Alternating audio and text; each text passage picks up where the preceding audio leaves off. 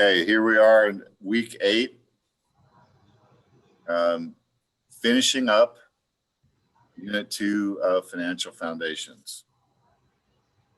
Financial Foundations for this unit has been all about the personal financial management sort of stuff.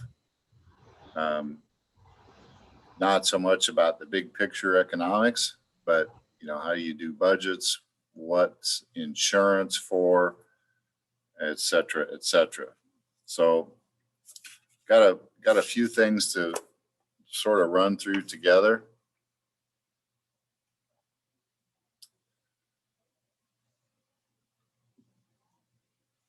And I got to find it. So let's see why it's on the wrong screen.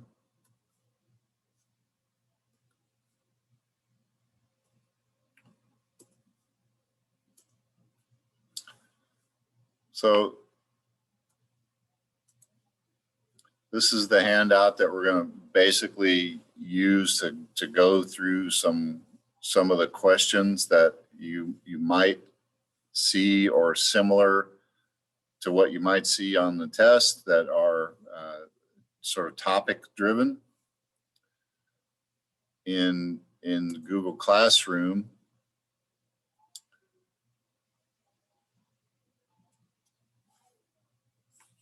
it is here.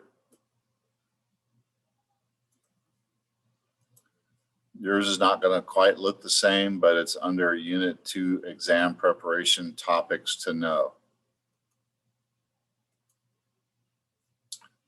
Unit 2 test prep 2020.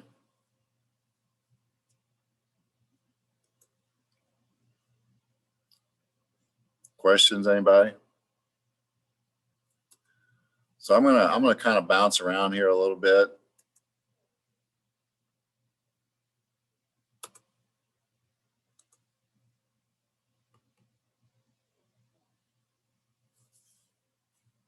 And ask you some things here. You can see hopefully on the screen now. Question at the top says, what do these have to do with insurance?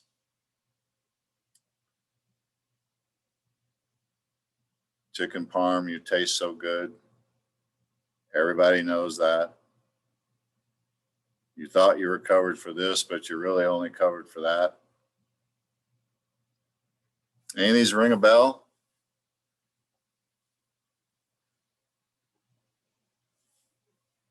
No.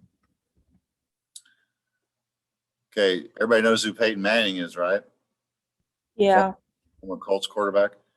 Chicken parm, you taste so good. Remember those commercials? Nationwide is on your side. Everybody knows that. 15 minutes, save 15%. You thought you were covered for this, but you're really only covered for that. That's the farmer's guy. Recognize any of these folks? Yeah. Yep, you probably can identify the insurance companies that they represent just from the pictures. Flo, of course, here in the white, she's everywhere, seems like. This little green guy is a gecko. Obviously, that's for Geico Insurance. Danica, anybody remember Danica Patrick? Yeah. Yeah, she's actually going to drive the pace car for the 500 this weekend to start the race. And the caveman.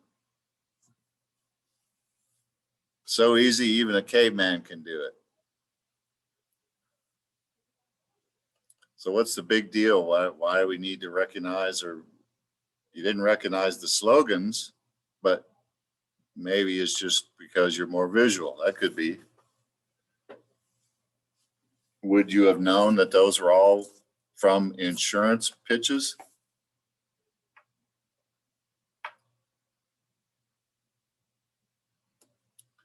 I hope so.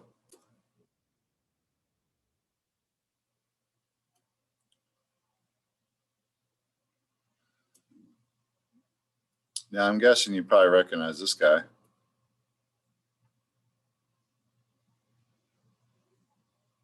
I think I have the window seat. You better double check that, my friend. Don't think we don't know who you are. Yeah, I'm Aaron Rodgers. No, that's not it. You're that State Farm discount double check guy. Discount double check. Thanks to the hundreds you saved us, we could upgrade the grill class. Grill class? Your times are in your seat back. Save with the discount double check today.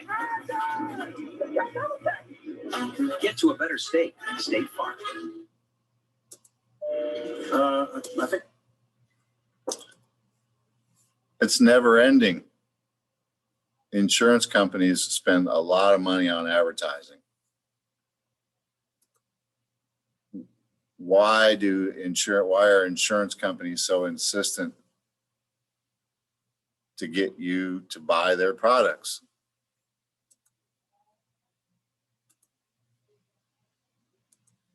What kind of insurance do we need? Well, whole section. You know, Everything. yeah, every kind of insurance, pretty much. That's what they want. I have insurance on my dog. You have insurance on your dog? Yeah. What kind of insurance? He's part of my homeowner's insurance. Is So that liability? Do you have like a dangerous dog? well, not it's a dangerous breed, but Oh, yeah. not dangerous. Is I it have he's an Akita.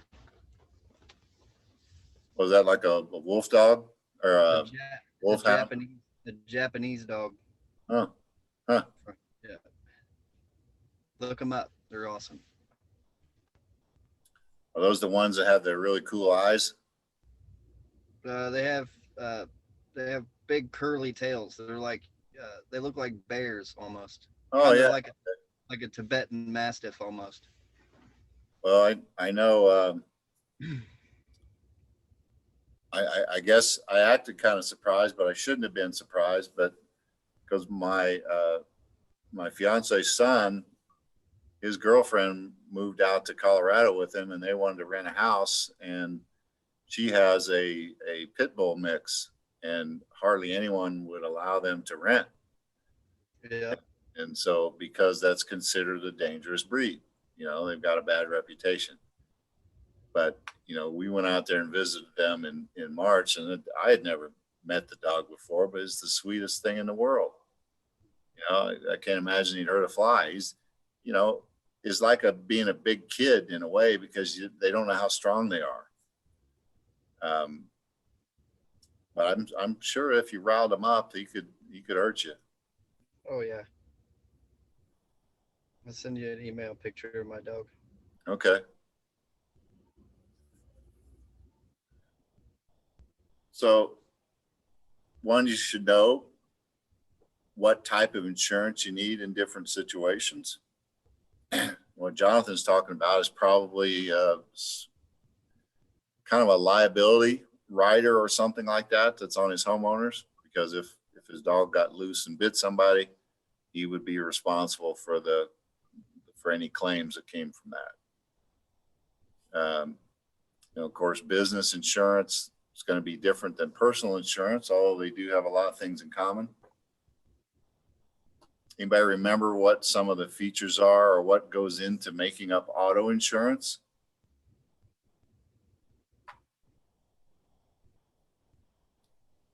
Well, if you can't remember, you're going to need to go back and look at your notes on that. Think about uninsured motorist, right? Everybody's supposed to have insurance. Not everybody does. There are people that drive without it, unfortunately. You got to have insurance for medical claims. You got to have what's called collision. You got to have most of the time you want to have comprehensive, especially on a newer car. Comprehensive includes things like flood, theft, fire, that sort of thing. But these last two questions here are really pretty key. What goes into insurance rates, And how does liability factor into insurance? How do insurance companies set their rates?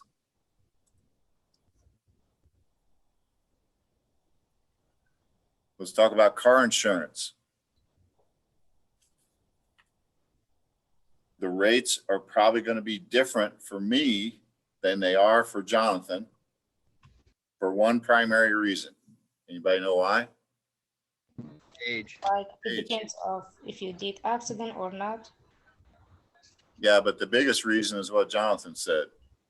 I am a much older male driver than he is. And statistically, older drivers are safer drivers, especially among males. You know, the male population between 18 and 25 probably has some of the highest insurance rates of any group. And why is that? Because they get in a lot of accidents. So what goes into insurance rates is primarily driven by statistics. And Sarah, yes, whether or not I have a history of accidents or Jonathan has a history of accidents is going to play into my individual rates. But the starting point for all these rates is going to be statistics. What population group do I belong to, or you, or your neighbor, or whoever's getting insurance? What are the statistical background numbers that somebody will slot into? That's how insurance is determined. Because insurance companies have so much history, years and years and years of population data from people that have accidents. And they know who's most likely to file claims. They don't make money if people are paying claims.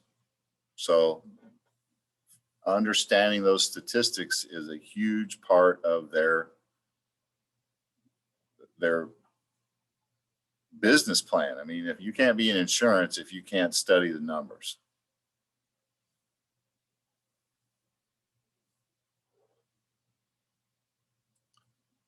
Okay, so let's go back up the list here for a second.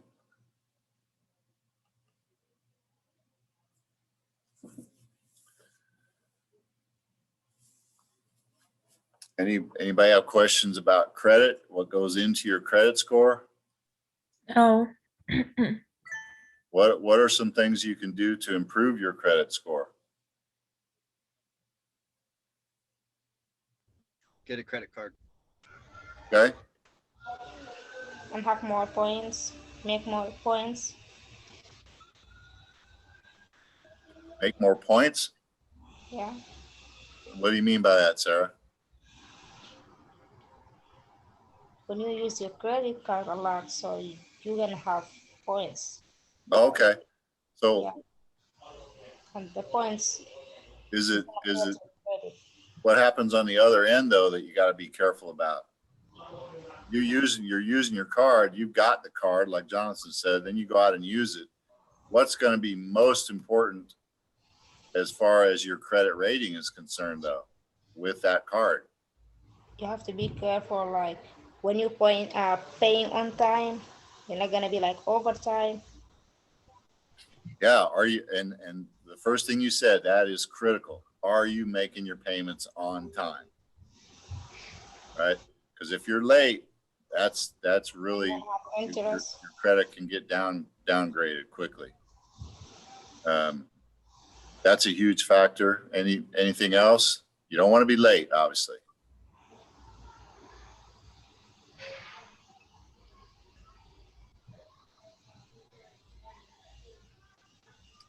What about can you get a car loan? That would help your credit score if you can.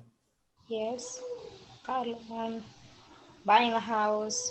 Buying a house, yep.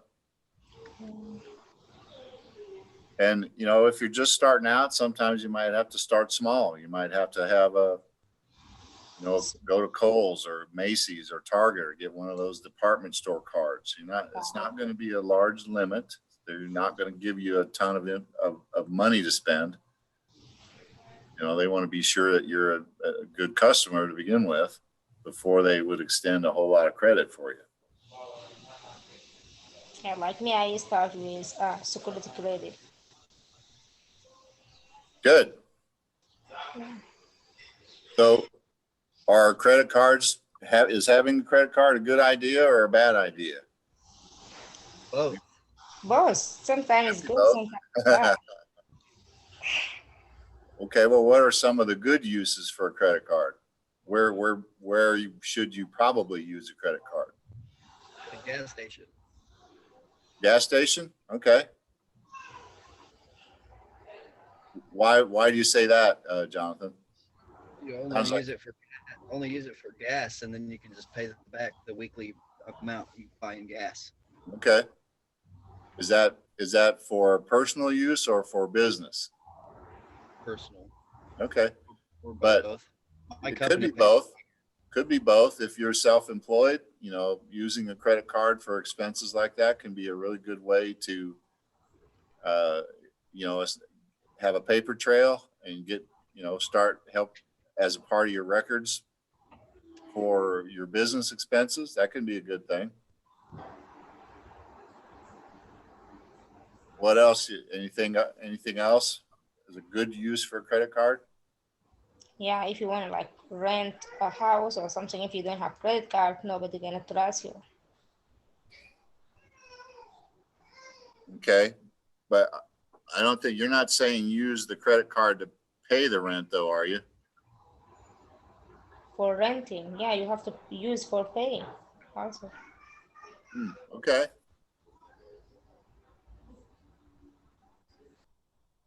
That's interesting. That's not a use I would have thought of.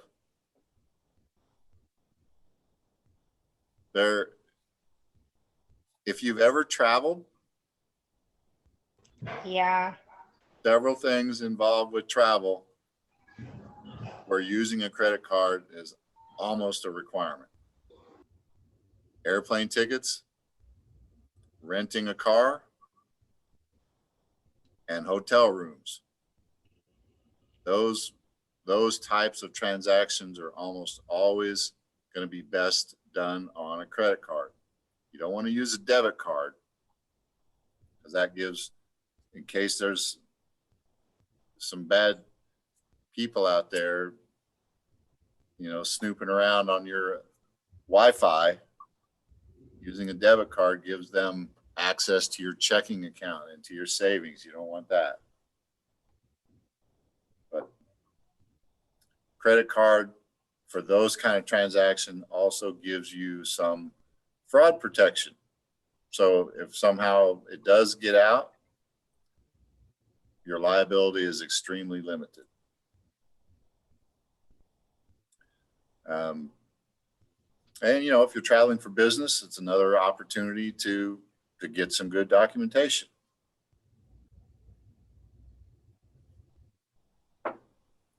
Anything else that you can think of that would be a good use for a credit card? Anybody shop at Amazon? I do. Yeah, me too. Me. You do, Ruth? No. Yes, a lot. Always. Well, you know, Amazon and Yeah. Grubhub and all these delivery places that, you know, they've had booming business over the last year during the pandemic. Using a credit card on those transactions is also a good idea for kind of the same reason as you would for travel. It's safer, it's more protected. You've got some fraud protections there that the card companies provide for you. And if something bad does happen, you got the credit card company that's going to go to bat for you. They're going to go chase those people down because they don't want to be paying, you know, fake credit card transactions to somebody that doesn't deserve it.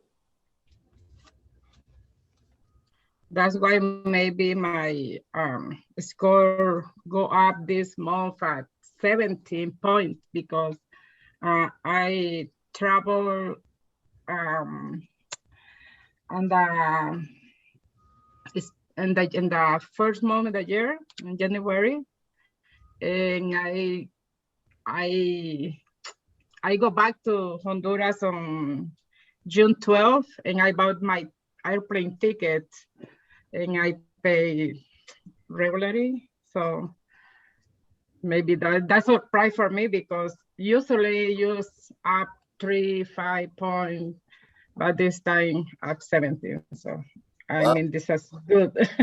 Excellent. Well, that's good. So, and it sounds like you check your credit score on a regular basis. That's also a good idea, right? Yeah. Yeah. Lots of places can give that to you. You know, if you want your full credit report, you're entitled to one free one every year.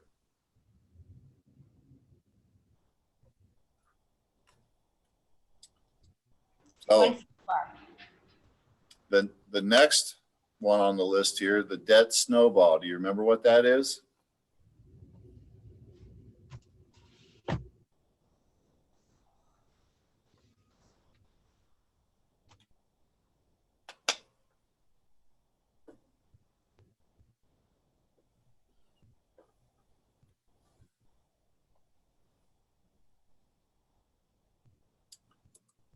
Nobody remembers.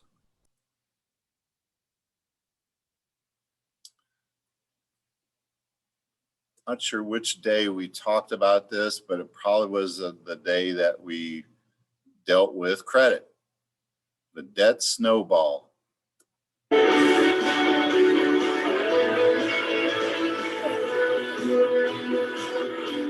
Today, I'm going to show you what finance expert Dave Ramsey calls the debt snowball. It is the best and fastest way for you to get unstrapped and to be free from the bondage that debt can have on you.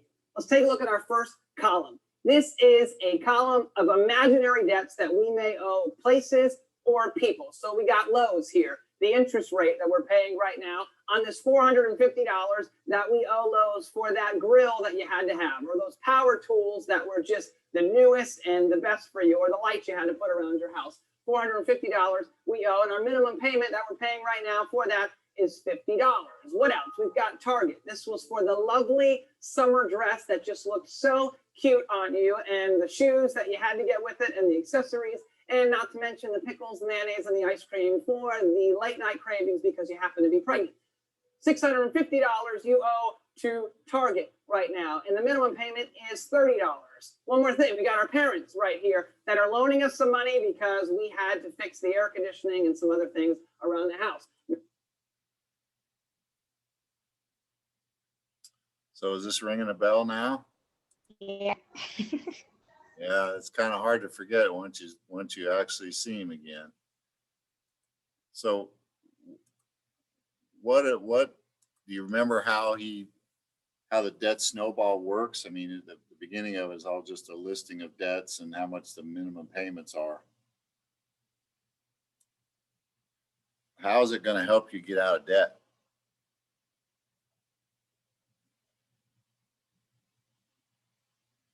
What's the one thing that he says at the very beginning of after he's finished his list that you have to come up with?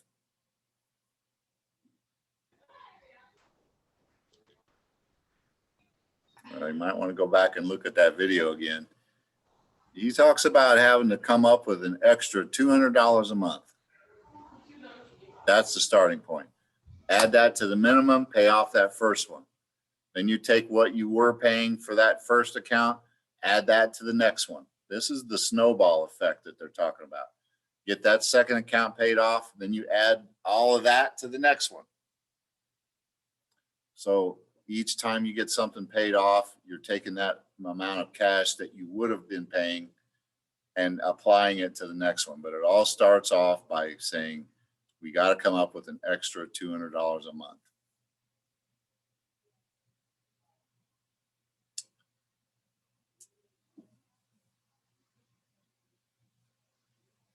So be sure you remember how the debt snowball works.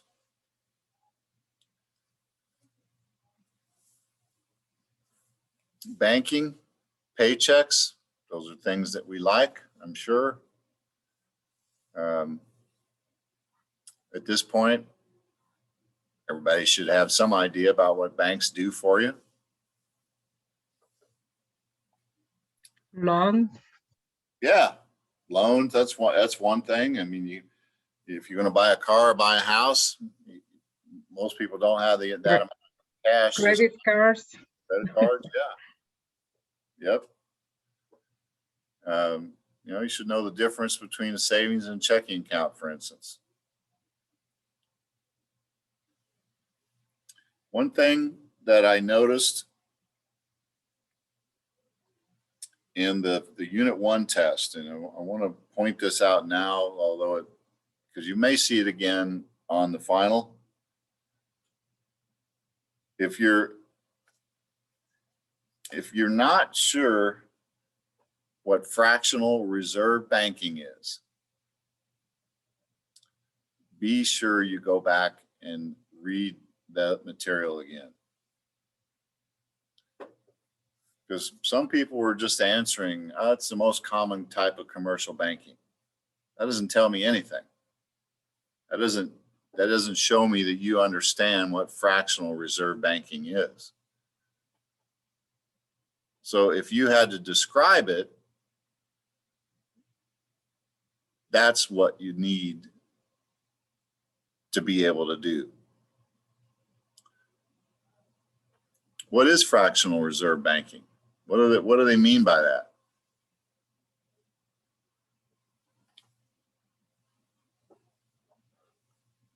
What's fractional? Fraction of what? What does that refer to?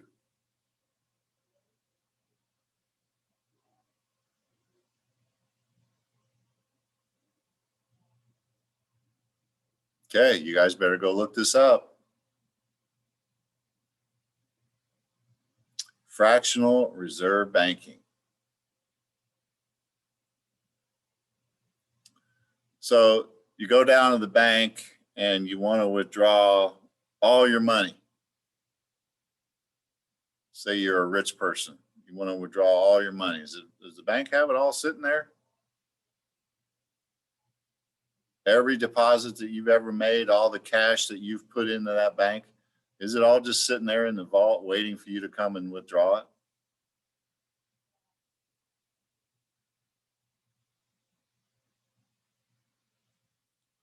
What happened in that scene in from the Jimmy Stewart movie? It's a Wonderful Life. And all those people came in and wanted their money. Did they have it to give to everybody? No. Why not?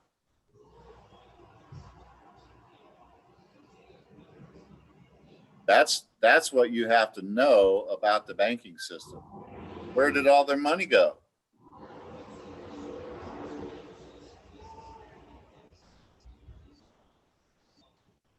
The bank didn't just throw it out the window. They didn't steal it. Where'd it go? The government. Nah, not to the government, if at all possible.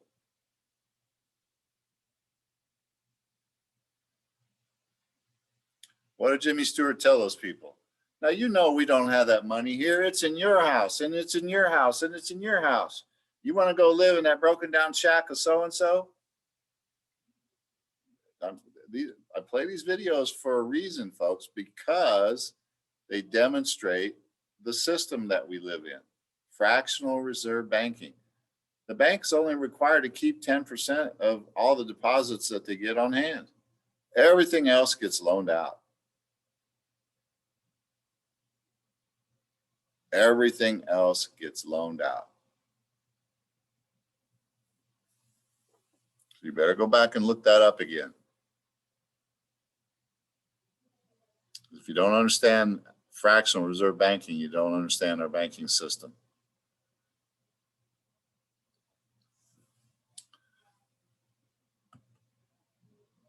Okay, the next one on the list is car loans.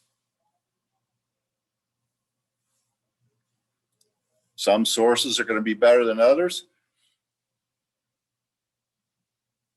Should you buy new or used? How do you calculate interest? How's the length of a loan related to total cost and interest? Could you answer all of those questions?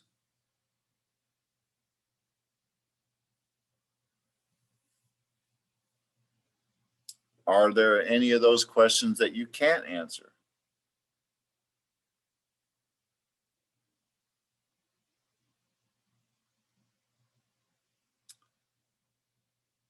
Where's the best source for a car loan going to be?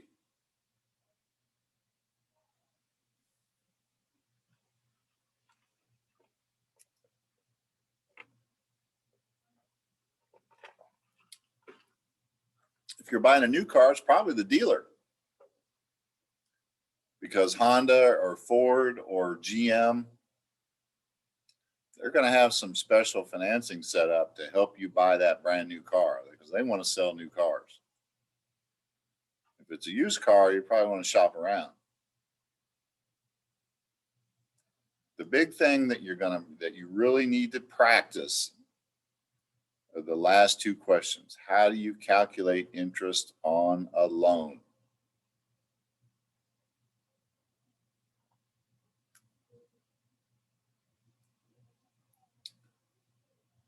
Calculations. There's a formula. Anybody remember the formula?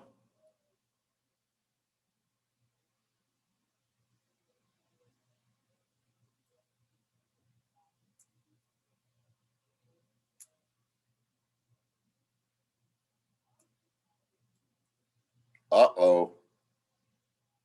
That could be a problem.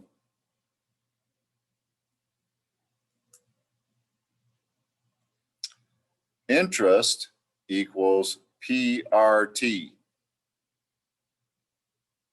Remember that formula? Maybe now. What's the P and the R and the T stand for?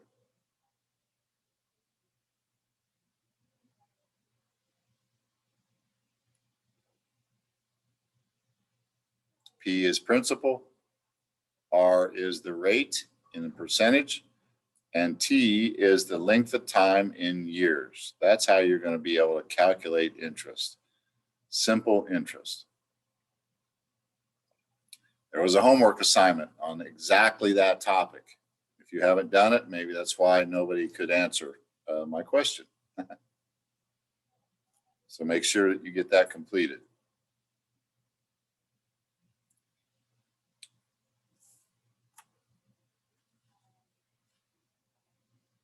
So budgeting. Talked about a lot of different things related to budgeting.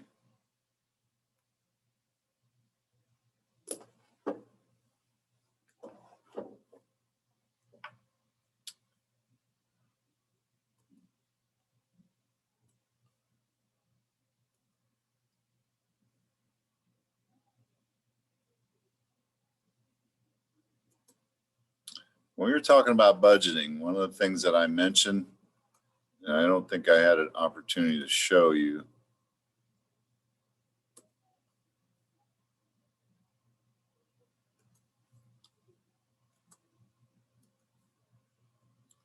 is this Google Sheets form.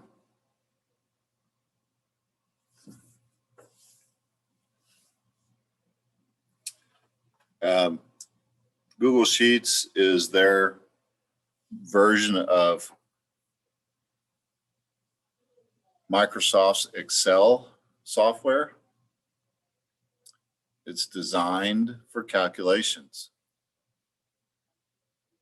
It's designed for you to be able to put formulas in and have the spreadsheet do the calculations for you. And this is a very simple example of somebody, maybe a family's budget. This is just the expense side. Of course, you're going to need to be able to consider all the different sources of income also to be able to figure out what your net is at the end of the month. Net meaning take all of your income, subtract all your expenses. The net is how much you have left over. Hopefully you have money left over. You're not in the hole, because that means then you have more expenses than you have income. But for a simple budget, any budget, and this applies to business as well. Every business is going to have a budget. If you're involved in the operation or the management of a business or some portion of the business, you're probably going to end up dealing with a budget sooner or later. And so knowing how to work with Sheets or Microsoft Excel is a very valuable skill. So the budget amount is what you think something's going to cost. Let's say this is a monthly budget. Every month, you're going to record the actual amount that something costs. And then you're going to do a calculation that shows the difference. Okay, and what that does is help you understand if your estimate was good, your budget was, the amount that you budgeted makes sense. If you spent more than you planned on it, then you can see it right away. If you look down this column with the differences, there are several here that have a minus sign. Well, that means I spent more than I budgeted. Because it's electricity here. Electric bill turned out to be $35 more than I thought. Well, it's the middle of summer. You ran the air conditioning more than you normally do.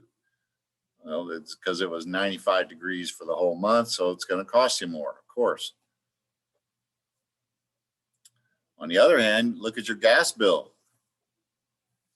Well, maybe you cooked out on your grill more often. You didn't run the gas in the, obviously you don't need the furnace to be running on gas in the summertime. Maybe you took a vacation, your water heater didn't run as much because you weren't using as much water. So your gas bill's lower. Those almost offset each other. You want to do that with pretty much with every one of these. The thing I want to point out though is none of these calculations here do you have to do by hand. I didn't sit with a calculator and say, what's 110 minus 75? Because look up here in this FX window. And when I clicked in there, look what happened to my spreadsheet. It tells me what's in that cell, D, column D, row number 3, D3. There's my calculation. You build it into the spreadsheet. Google Sheets works this way, Microsoft Excel, there's other programs out there that do the same kind of thing. Once you have one formula set up, copy and paste.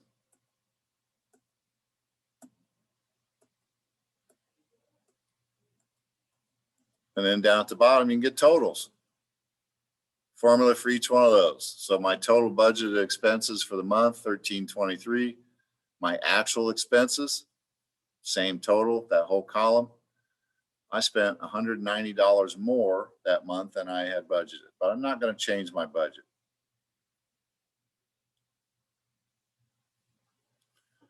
So personally, I feel like we at the Excel Center should be teaching how to use this software.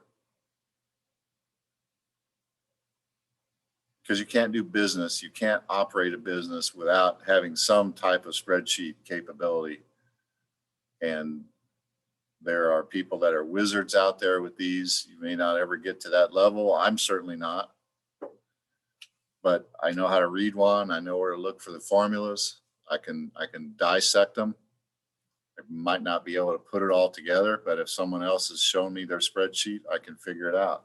That's an extremely valuable skill to have in business.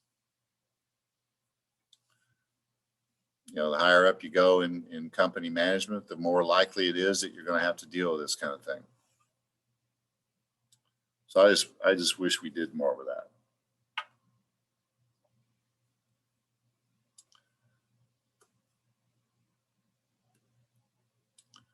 But maybe you're not ever going to be in that position. That's perfectly fine. But there are a lot of things that you can do to manage your own finances. And, you know, a quick Google search, personal record keeping apps. This is stuff that you can just do on your phone. It'll do a lot of the calculations and help you set things up. Best overall, Mint. If you've heard of Mint, you know, go on Google Play or in the App Store and check it out. Maybe it's something that will help you. Best for debt payoff. Here's something called You Need a Budget. Best for bill payment, Prism. Okay, maybe. I don't know anything about that one. I'd have to look it up. 10 top money management apps every personal finance enthusiast must use. Well, you know, the way of the world has been to go away from paper records. You're not going to get checking statements in the mail. You're not going to probably get your credit card statements anymore mailed to you. It's going to come electronically. So the more of those kind of things that you can manage electronically, probably the better handle you're going to have on your own personal finance situation. Some of the same kind of things here. And look at number one, Mint. Allows you to pull all of your personal finance accounts into one place so you can manage your money from anywhere. And that's directly related to budgeting.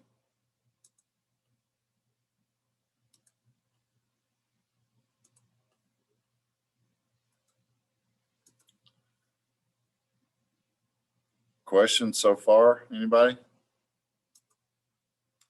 Let's go back to my list again.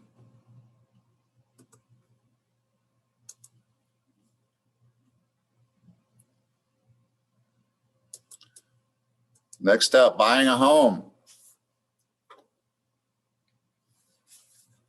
Good idea or bad idea?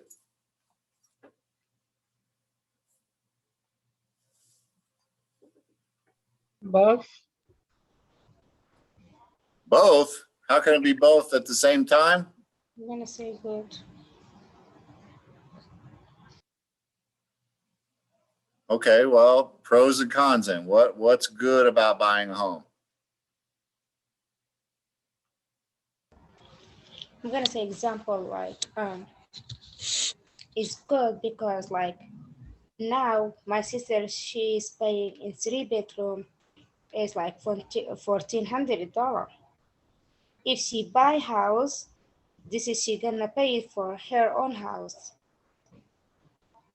So if it's like she paid like 10 years, and if she wanna move to the other state, so maybe she gonna have like, even if it's like not a lot of money, but she gonna have like a little bit of money return it back to her. And also she's used it for big house. It's not like 3 bedroom, a small dining room, a small living room. She gonna have like big house. It's better than like she rented and she just pay 1,400 and plus insurance. And when she gonna move, and also when she gonna move to the other place or other state, also she has to pay for like if it's broken things or all those stuff. So I'm gonna say like it's good to have buying house. Yeah, you make a lot of good points there, Sarah. You know, when you pay rent, that you don't end up, if you move, you don't get anything back from that. If you buy a house, They charge you also. yeah, if you buy a house, then you're that's a part of your own personal wealth, if you will, because then, you know, you're going to generate and build up equity in the house. You got a more stable place for your family. You know, you're making a commitment, you know, you're probably going to be there for a while. So that helps with the stability. And I thought I heard you say you can probably get a bigger house for less money than if you were renting. So that's definitely an advantage also, especially if you have a growing family. What about disadvantages?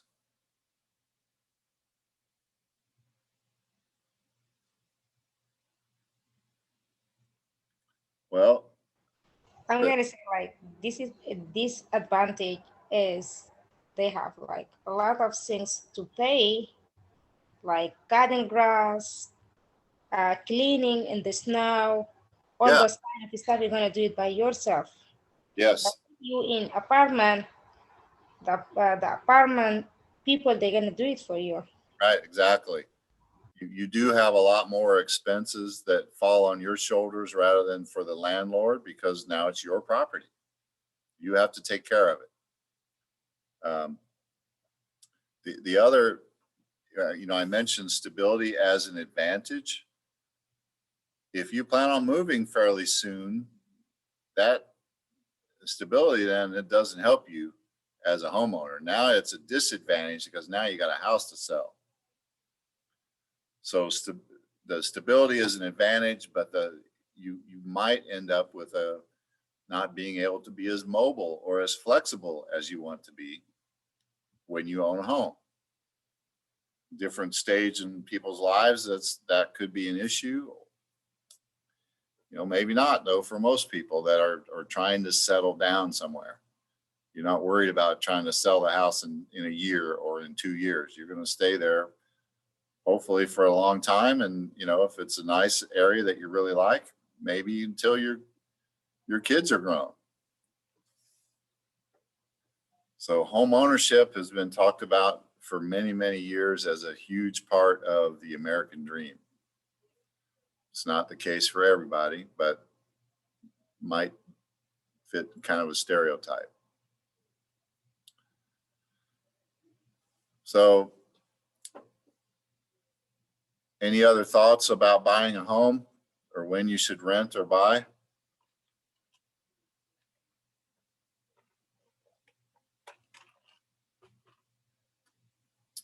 All right. The next two on the list, what to do if you get in trouble, kind of relates to budgeting. You know, you do have some rights. If you're dealing with collections, for instance, if a collection agency is coming after you for payments, you do have some rights. They can't call you at all hours of the day or night. They can't contact you at your job. And there are warning signs, you know, that you're headed for trouble. So might want to go back and look at the handouts on that. Everything that's on this list, there are materials in Google Classroom that we've used or talked about in class.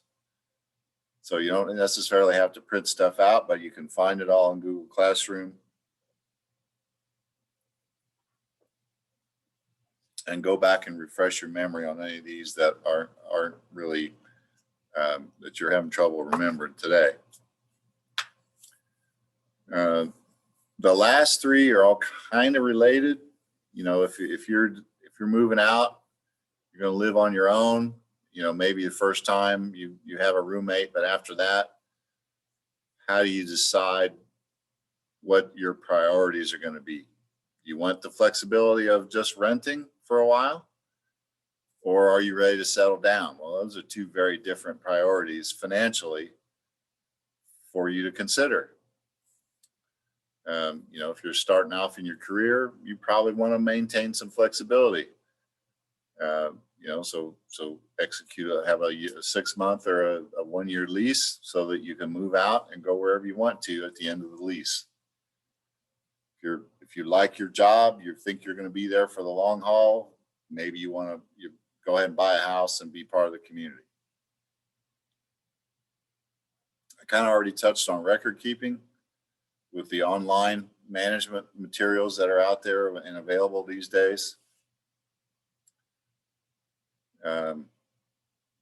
Charitable giving. That was one of the last subjects we talked about. Why give to charities anyway?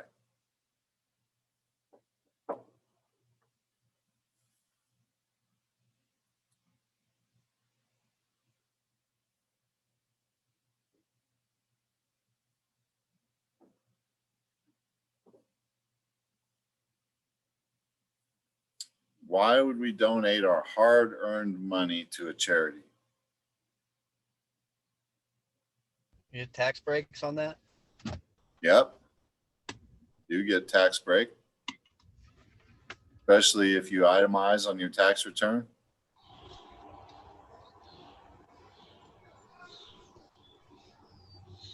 Is that your only motivation to donate? Not for helping people. Like, Yeah, oh, you're helping people, right? Exactly. Not, you know, and it's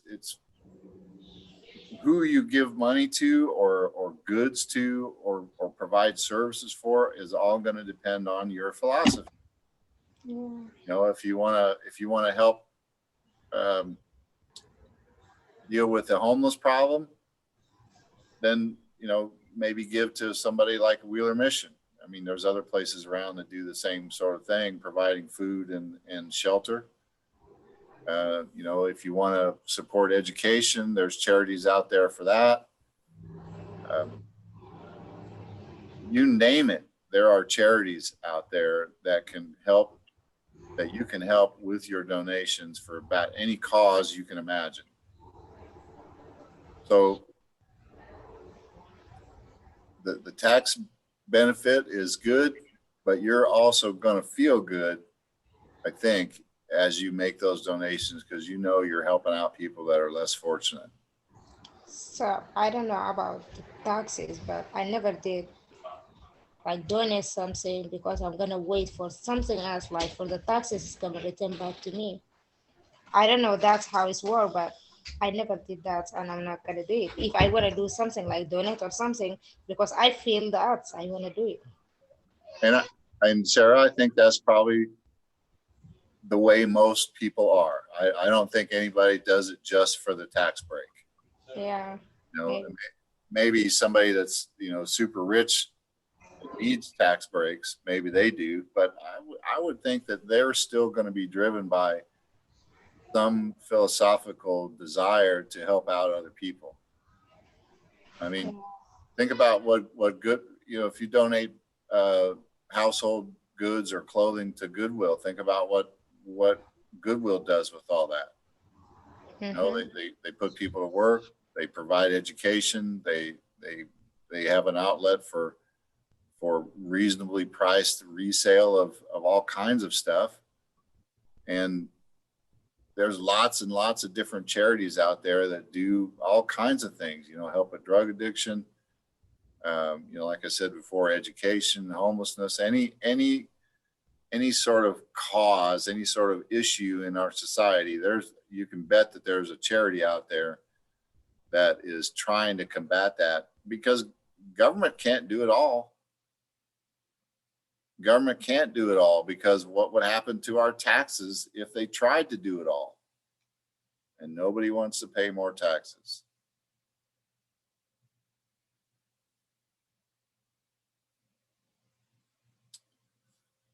So that's the end of the list here for these last 4 weeks. You guys got any other questions or comments?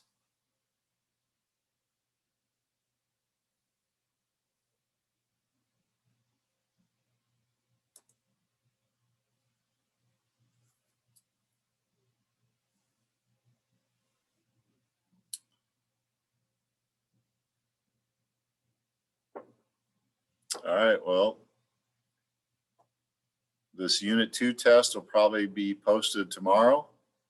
You'll have a week to do it. And then Thursday, we'll start looking at getting ready for the final. And like I said before, next week, I'll be available during class time, just mainly to answer questions. So if you've got other classwork that you need to do, make sure you're taking care of business. We got the end of the school year coming up. Our grades all have to be in by next Friday, not this week, but a week from Friday. And next week is a short week with Memorial Day holiday on Monday. So don't forget. So that's it for today, guys. Got questions? Let me know. So this is the last day of the class, or What? so this is last day of the class? You don't have. No, Thursday, we will still have class. Oh, okay. Next week, I will still be here during class time, but it won't be structured. I'll be just available for answering questions if you need help. Okay. All right. Yeah. Thank you. Okay, thank you. All right. See you guys later. I'll See see you. you. Bye. Thanks.